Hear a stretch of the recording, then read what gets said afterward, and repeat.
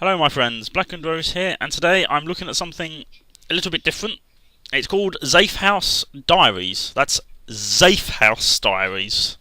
I'm trying to get confused with something else.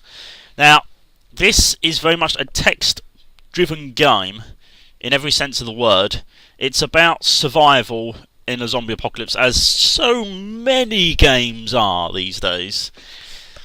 This one explores it from the point of view of the diary, which the survivor or survivors are writing into. Best way to describe it, let's go into no survivors. I know it says easy on there, but trust me, it's not by any stretch. Okay, let's see. So, end of the line, everyone else is gone, town is quiet, but it won't stay that way. If we find a flashlight or a beacon, we could signal other survivors without attracting zombies. There is an address scrawled on the wall, might be a good place to start looking, but we'll need to move fast. Okay, so, by selecting the little bit on the right there. Right, sorry about that, I was just trying to see if I can turn the mouse cursor back on. And now that I've checked that, now that I know the cursor is on, you can see what I'm doing. So, press escape. So if I click on here, we bring up the map. We also bring up the list of activities I can do and my little survivor down here. Was a chef. He's 39, straight, uneducated, comes from a wealthy background. Now this all plays in to interactions with other survivors, which some of them could be prejudiced, some of them could have issues with uneducated or upper class or any of that. Experienced and stable, independent, persuasive is most useful preparing a meal, cleaning up corpses, creating a distraction and producing ammunition. He claims he isn't racist, he just doesn't like the look of some people. That's pretty close to being racist. Okay, so we're down here in this little red house, and up here are the details. It's unsecured.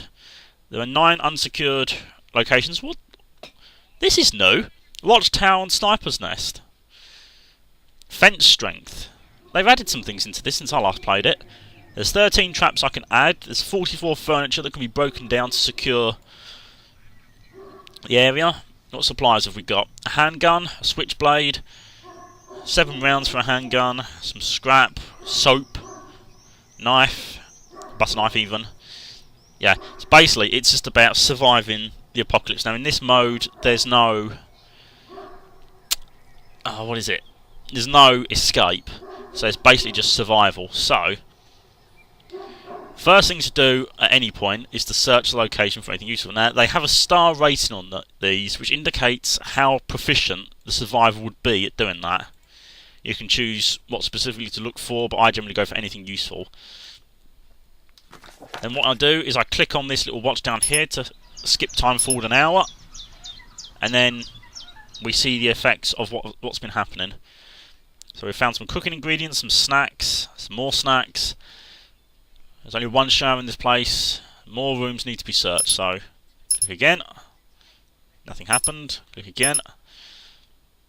Found a cooking ingredient in the kitchen. Found a fire axe in the basement, and a flashlight and a motorcycle jacket. Now you don't actually wear these things or carry these things at the moment, but if they're available in the house they'll be used when they're needed. Baseball bat, screwdriver, search the remaining bit, can of gasoline. All the rooms have now been searched, so this house has been searched completely. This is basically the concept of the game. You can visit, in fact actually I'll display that now.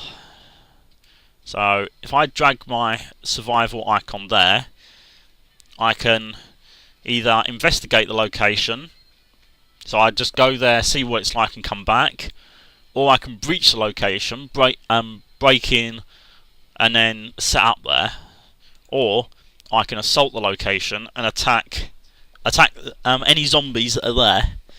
But of course the first thing to do is always to investigate. Now to improve the investigation, best thing to do is to go with a flashlight. Each tool obviously has a selection of attributes associated with them. So, if I take the flashlight, take the switchblade just in case, and alright, so let's send him out. Right, so he's made it there. 6 rooms, 3 doors, 6 windows leading in from the outside. Scouted around the perimeter of the house using a flashlight, counted 0 zombies outside, peered through the windows, did not see any zombies inside. So it's very likely that there are no zombies inside.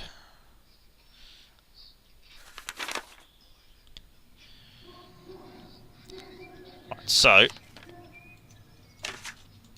if you right click on their portrait, you can see their condition. So at the moment he's fresh, he doesn't need rest, he's not injured, he's not any of those things. So let's patrol outside. Oh, I need to turn my sound down a bit. Attacked by a zombie while on patrol. He took care of them using a baseball bat. He struck down 2 of them. Now basically zombies will start to grow in number. More and more of them will start appearing.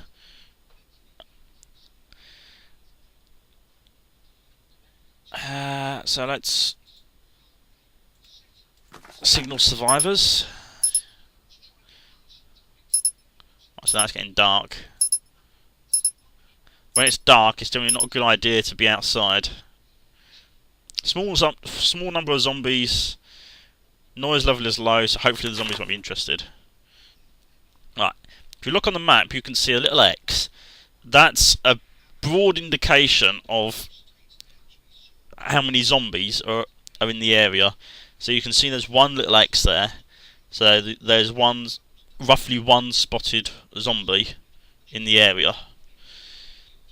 Now what can happen is you can get like massive hordes turn up and they start breaking into the house. Now if it's not secured, they'll just walk right in basically, but if the house is secured, they're less likely to get in. And of course if the place isn't making a lot of noise, they're less likely to come in anyway, and they may just wander by. Or you could go somewhere else.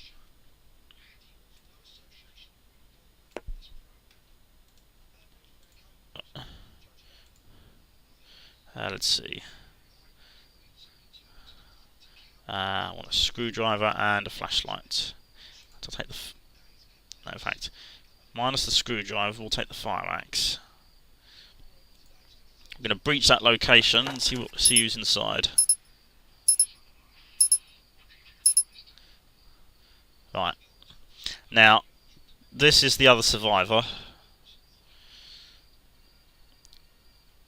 Has a broken arm, but looks perceptive and focused. Young musician.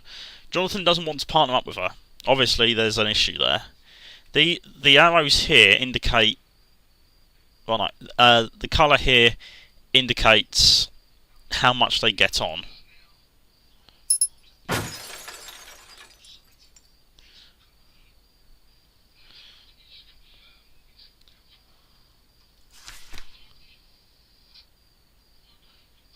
It's difficult to read all that. Okay, so now there are 2 survivors. Now, because of the broken arm, she's weaker. Now, this is something in particular. Spread rumour. Basically, what you can do. Alright, so here's the issue: lingering prejudice towards the wealthy. The spread rumour aspect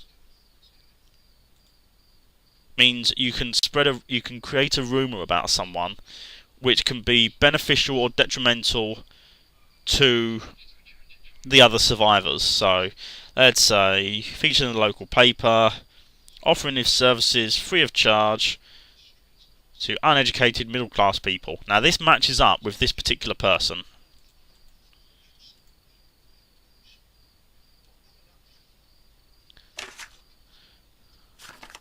So that's the rumour I've spread. If I So on here in the rumour, Linda became closer. So they now get on a bit more. They can only spread one rumour a day, but because of that, they now get on more. Although, because of the lingering prejudice, that might not last very long. And basically, this is how the game works. You find, or in this mode anyway, you find survivors. The more survivors you have, the more tasks you can assign them to. So, let's say, get this one to search the location, this one to watch for zombies.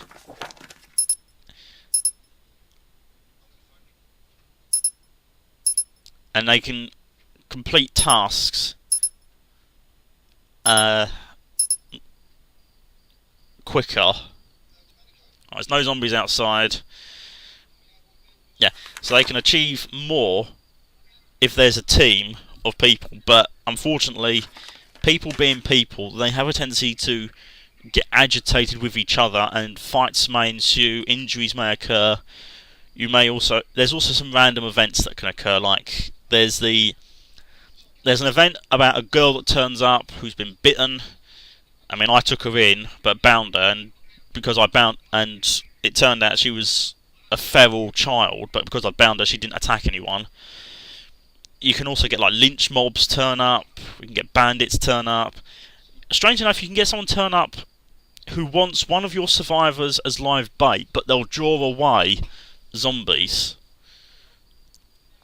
Now you can give them live bait and it will draw away a lot of zombies, or you can give them some resources to use their sound system to draw away zombies, or if you don't give them anything, they'll draw zombies to you. So there's swings and roundabouts some of the events. Now, these different locations, this is a hospital, these are factories, that's a police station, they all have different functions, and the factories you can actually manufacture ammunition out of nothing, which is quite handy. But of course you need access to food, medicine, and various other things, so it's quite in-depth in its play. You don't have any control over the survivors other than assigning them tasks, and then they'll do those tasks. But it doesn't mean that they'll succeed in those tasks particularly well. So, for example, although Linda's watching for zombies, there's a chance that if zombies attack, she'll miss them, and it will catch people by surprise. And of course, people need to rest as well. So as one person rests, another person will take over a task. There isn't much music. There isn't really any music in this game. It's more ambient sound, like when actions are performed, when zombies attack, or when it rains, it thunders, or basically it's ambient sound is really what goes on. There isn't really much music. The gameplay itself isn't bad. It's the sort of thing you can sit back and just sort of play casually. Just like click, let it happen, click, let it happen. But if you're looking for like a real zombie survival game where you're in control, perhaps Project Zomboid would be a good one for you. I've done a clip on that before.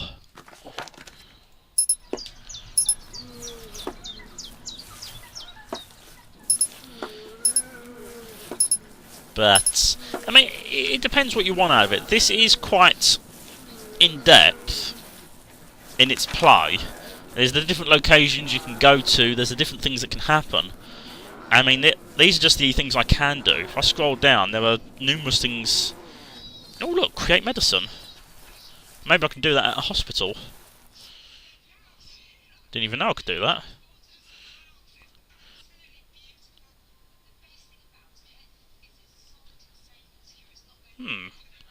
They really have added some new things into this. Anyways, I'm going to have a closer look at this later. But as far as the zombie survival game goes, this is a good one. It's not a brilliant one. It's not action packed, and you don't have much control over your survivors. But it's the sort of thing you can sort of sit back and like let happen, just watch and see how things play out. It can get a little bit infuriating sometimes where your survivors don't really perform particularly well with the tasks you assign them, and they just sort of seem to make mistakes very often. But I suppose that's just part of the survival aspect. You don't have control over your survivors, you just guide them, and then they'll do their own thing. But anyway, this is available on Steam. It's not very expensive. I think it's only about £5 or something. I don't know what that is in American money or anyone else's money, but check it out if you think it's worth playing. This started out as a let's play and is now ending as a review. So I think I'll title this as a review rather than let's play.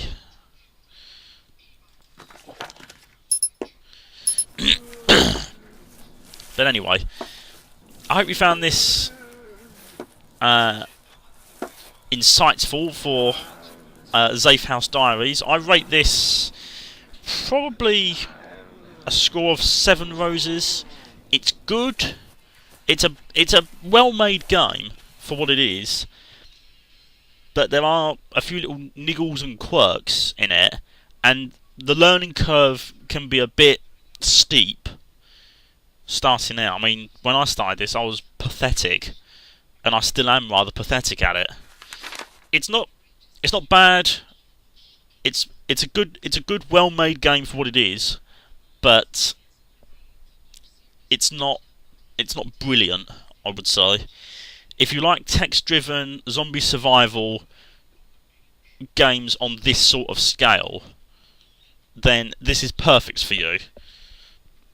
If you prefer something with a bit more actual control but a lot of depth, check out Project Zomboid, or like 7 Days to Die, which is like a Minecraft zombie survival game that's still in I think it's either alpha or beta. But anyway, thank you guys for watching me. I hope you've enjoyed this let's play / review. Oh dear.